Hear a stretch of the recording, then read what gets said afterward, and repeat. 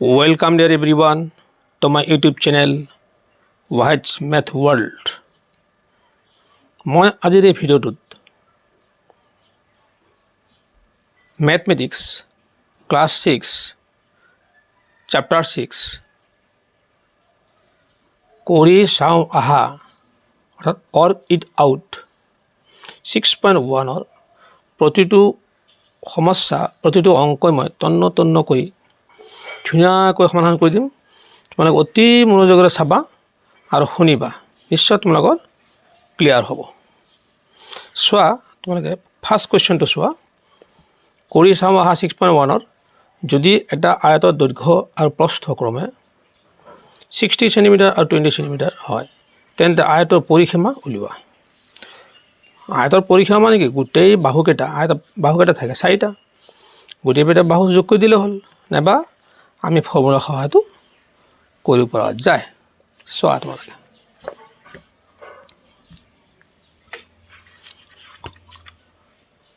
চোৱা, আমাৰ বুকৰ মতে আয়তৰ পৰিসীমা হ'ব।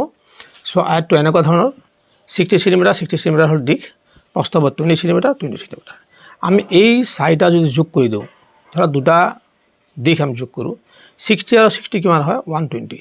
দুটা দিশ যোগ কৰিলোঁ আৰু 20 আৰু 20 হ'ব 40। তো 120 আৰু 40 কিমান হ'ব? 160। আমি বাহুকেইটা যোগ কৰি দিলে হ'ল, এটা পৰিসীমা ওলায়। তথাপিও আমি এটা ফৰ্মুলাৰ সহায়ত কৰিব পাৰোঁ। আয়তৰ পৰিসীমা 2 ইনটু ব্ৰেকেট দৈৰ্ঘ্য প্লাছ প্ৰস্থ।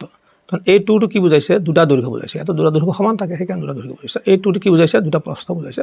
তাৰপিছত যোগ, তাৰপিছত 2 ইনটু ব্ৰেকেট 60 সেণ্টিমিটাৰ, এই 60 সেণ্টিমিটাৰ প্লাছ 20 সেণ্টিমিটাৰ হ'ল প্ৰস্থ হৈ গ'ল। এতিয়া এই 60 আৰু 20 যোগ কৰি দিলোঁ, 80 সেণ্টিমিটাৰ হৈ গ'ল আৰু 2ৰে ইনটু পূৰণ হৈ গ'ল।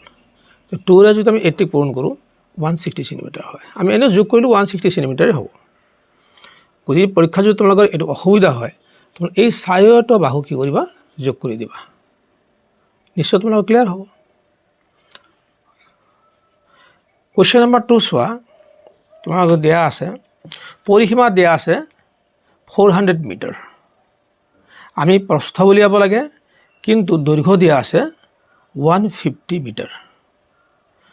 পৰিসীমা দিয়া আছে 400 মিটাৰ আৰু দৈৰ্ঘ্য দিয়া আছে 150 মিটাৰ। চোৱা, তোমালোকে ইয়াৰ কুৱেশ্যনটো ইয়াতে ধুনীয়া কুৱেশ্যন দিছে।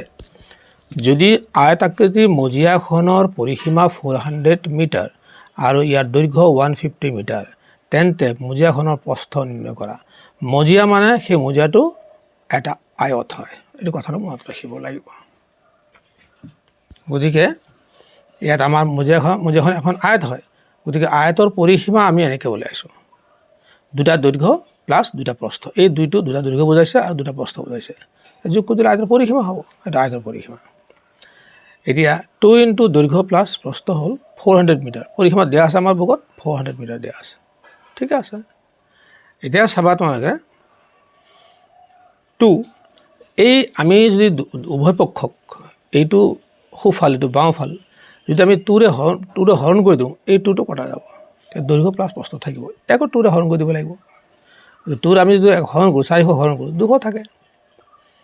এতিয়া 2টো গুচি গ'ল, থাকিল দৈৰ্ঘ্য প্লাছ প্ৰস্থ থাকিল, কমি গ'ল সমস্যাবিলাক। এতিয়া চাবা, দৈৰ্ঘ্য দিয়া আছে আমাৰ 150 মিটাৰ, প্ৰস্থটো উলিয়াব লাগে, 200 থাকিল। এতিয়া চোৱা তোমালোকে, প্ৰস্থ ইয়াত থৈ দিলোঁ বাওঁফালে, আৰু এই দৈৰ্ঘ্য 150 মিটাৰটো আমি সোঁফালে লৈ গ'ল, মাইনাছ হৈ গ'ল। ইয়াত কি চিন আছিল? প্লাছ, এতিয়া মাইনাছ হৈ গ'ল। 200ৰ পৰা 150 মাইনাছ কৰিলে, বিয়োগ কৰিলে 50 থাকে, 50। গতিকে প্ৰস্থ 50 মিটাৰ হৈ গ'ল। গতিকে আয়ত মানে কি? সেই মজিয়াখনৰ প্ৰস্থ হ'ব কি? 50 মিটাৰ। সেই মজিয়াটোৰ, মজিয়া মানে আয়ত, সেইটো আয়তাকৃতিৰ আছে। ইয়াৰ পিছত চাবা তোমালোকে, এইটো নিশ্চয় ক্লিয়াৰ হৈছে। ইয়াৰ পিছত চাবা সেই 6.1 কৰি চাওঁ আহা, তাৰে আমি 3 নম্বৰ কুৱেশ্যনটো তোমালোকে চাবা। কুৱেশ্যন নম্বৰ 3, এখন আয়তাকৃতিৰ উদ্যানৰ দিশ, উদ্যান বাগিচা আৰু ধৰা 200 মিটাৰ আৰু প্ৰস্থ 150 মিটাৰ। ইয়াৰ চাৰিওকাষে বেৰ দিলে প্ৰতি মিটাৰত 20 টকা হাৰত কিমান খৰচ হ'ব? তাৰমানে হাৰত মানে কি, তাৰ 1 মিটাৰত 20 টকা খৰচ, 1 মিটাৰত 20 টকা খৰচ হ'ব। তেতিয়া আমাৰ পৰিসীমা উলিয়াব লাগিব, চাৰিওফালে সীমাটো আমি উলিয়াব লাগিব। তো উদ্যানৰ পৰিসীমা, উদ্যান মানে হ'ল আয়ত, সেইটো এটা আয়ত আকৃতিৰ উদ্যান। পৰিসীমা আমি জানো দুটা দিশ আৰু দুটা প্ৰস্থ যোগ, তাৰমানে আমি 4টা বাহু যোগ, দুটা দিশ আৰু দুটা প্ৰস্থ, আমি ফৰ্মুলাটো এনেকৈ লিখা হয় 2 ইনটু ব্ৰেকেট দিশ প্লাছ প্ৰস্থ। দিশ কিমান আছে 200 আৰু প্ৰস্থ কিমান আছে 150 মিটাৰ। গতিকে আমি 200 আৰু 150 হ'লে 350 হয় ইনটু 2, 2ৰে যদি আমি 350 পূৰণ কৰোঁ 700 হ'ব। 700 হ'ব আমাৰ কি পৰিসীমা, গোটেই সীমা। গতিকে 1 মিটাৰত যদি 20 টকা খৰচ হয়, 1 মিটাৰ যদি 20 টকা খৰচ হয়, তেনেহ'লে 700 মিটাৰত কিমান টকা খৰচ হ'ব? গতিকে পূৰণ হ'ব।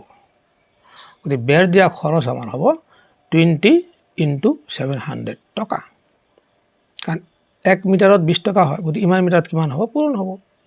গতিকে আমি এই গোটেইখিনি এনেকৈ পূৰণ নকৰোঁ, এই 2ৰে এই 7ক পূৰণ কৰি দিয়া, 7 দুগুণ 14 আৰু শূন্য কেইটা থাকিল 3টা, 1 2 আৰু 3টা শূন্য থাকিল।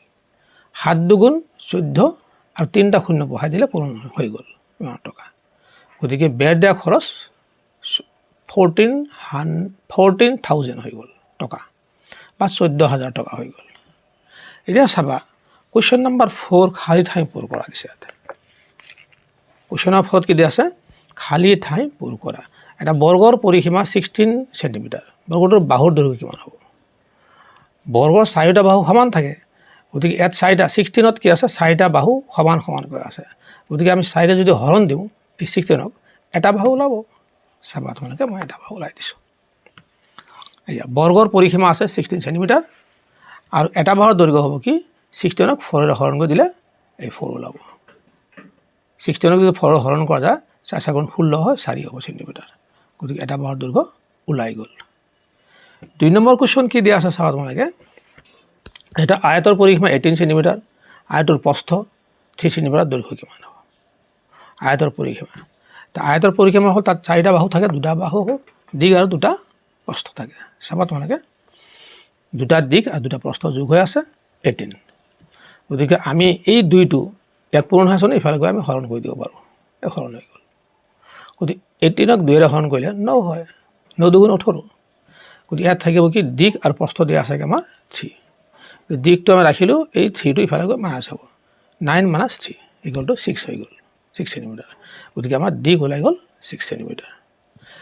3 নম্বৰত দিয়া আছে ত্ৰিভুজৰ পৰিসীমা। চাবা 3 নম্বৰটোত এটা ত্ৰিভুজৰ 3টা বাহু ক্ৰমে 3 চেণ্টিমিটাৰ, 4 চেণ্টিমিটাৰ আৰু 5 চেণ্টিমিটাৰ। ত্ৰিভুজটো পৰিসীমা হ'ল। 3টা বাহু যোগ কৰি দিলে হ'ল পৰিসীমা।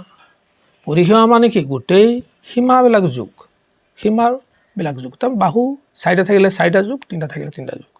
গতিকে ইয়াত ত্ৰিভুজ যিহেতু 3টা বাহু আছে, 3টা বাহু আমি যোগ কৰি দিছোঁ। 3 + 4 + 5 চেণ্টিমিটাৰ, গতিকে 12 চেণ্টিমিটাৰ হৈ গ'ল পৰিসীমা। নিশ্চয় তোমালোকৰ ক্লিয়াৰ হৈছে। ভিডিঅ'টো চাই কেনে লাগিল কমেণ্টত জনাবা, এটা লাইক দিবা, বেছিকৈ শ্বেয়াৰ কৰিবা, কিন্তু চেনেলটো ছাবস্ক্ৰাইব কৰিবলৈ নাপাহৰিবা। Wait for my next videos. Thank U.